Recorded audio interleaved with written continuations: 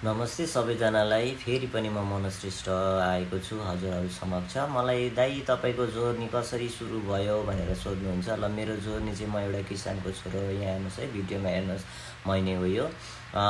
हाम्रो पहिलो आधार नै कृषि हो। हामी खेती किसान गर्छौँ। अनि त्यस पछाडि आफ्टर द्याट म चाहिँ स्कुलमा पढाउँथेँ। मेरो छोरीसँग म त्यहाँ सरकारी स्कुलमा पढाउँथेँ, भोलिन्टियर टिचर।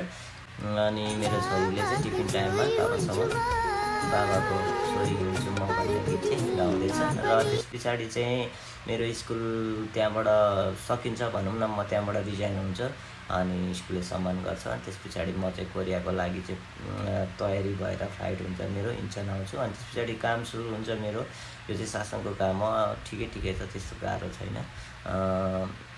शासनको कामहरू सजिलै हुन्छ, तर मेसिनको काम चाहिँ साह्रै गाह्रो हुन्छ क्या। मेसिनको कामहरू चाहिँ लास्टै गाह्रो हुन्छ। अनि मेसिनको काम गर्दाखेरि चाहिँ मेरो यसरी ढाड छड्किन्छ अचानक। ढाडको लेफ्ट र राइट दुईतिरै जान्छ।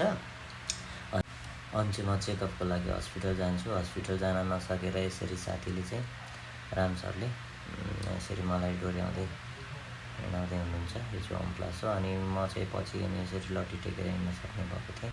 डक्टरको सल्लाहअनुसार मैले चाहिँ रेगुलर कार्डियो एक्सर्साइजेसहरू गर्नुपर्ने थियो, त्यही भएर मैले गर्न थालेँ। अनि मलाई धेरै गाह्रो भयो कामहरू गर्नलाई, त्यही भएर मैले सोचेँ अन्त्यमा मैले अब नयाँ बिजनेस गर्नुपर्छ भन्ने सोचेँ। अनि त्यही भएर मैले यो बिजनेस